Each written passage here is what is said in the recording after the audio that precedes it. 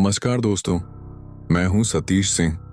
भारतीय रेलवे में बतौर सिग्नल ऑपरेट 18 साल तक काम किया है।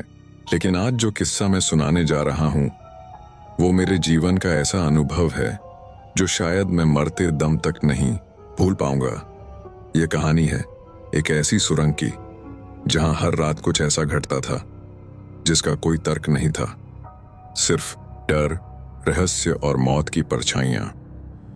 मैंने जब देहरादून के पास के एक पुराने स्टेशन पर ट्रांसफर लिया तो लोग मुझे पहले ही बताने लगे थे, सतीश भाई, रात की शिफ्ट में सुरंग वाली पोस्टिंग मत लेना।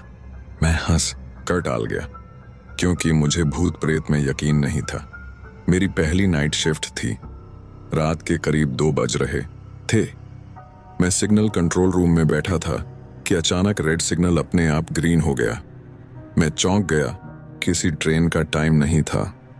फिर सुरंग से आती एक सीटी की आवाज सुनाई दी, लेकिन लॉग बुक में ऐसी कोई ट्रेन लिस्टेड नहीं थी। मैं टॉर्च लेकर बाहर निकला। सुरंग की तरफ देखा तो मुझे एक आदमी की परछाई दिखी जो रेल ट्रैक के बीचों बीच खड़ा था। मैं चिल्लाया, कौन है वहां? हटिए, जान को खतरा है। लेकिन कोई जवाब नहीं आया। जैसे ही मैं करीब गया, परछाई गायब हो गई। अगले दिन मुझे स्टेशन मास्टर की अलमारी में एक पुरानी डायरी मिली। उसमें लिखा था, 1937 में एक मालगाड़ी सुरंग में फंस गई थी। आग लग गई। ड्राइवर और गार्ड की मौत हो गई।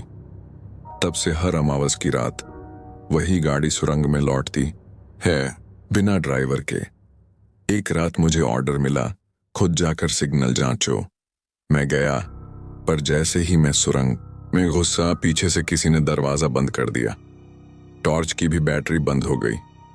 घुप अंधेरा, फिर एक सीटी और लोहे के पहियों की आवाज आई।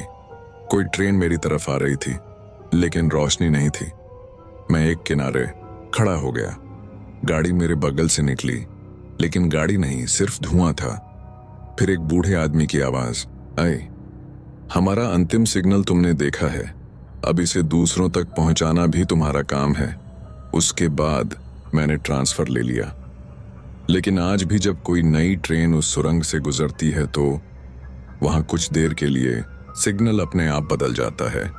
मैं सतीश सिंह उस रात को कभी नहीं भूल सकता, क्योंकि मैंने खुद देखा है भूतिया सुरंग का अंतिम सिग्नल। अगर आपको ये कहानी पसंद आई हो तो द हॉरर डायरी को जरूर सब्सक्राइब करें। फिर मिलेंगे एक और दिल दहला देने वाली कहानी के साथ। तब तक अपना ख्याल रखना।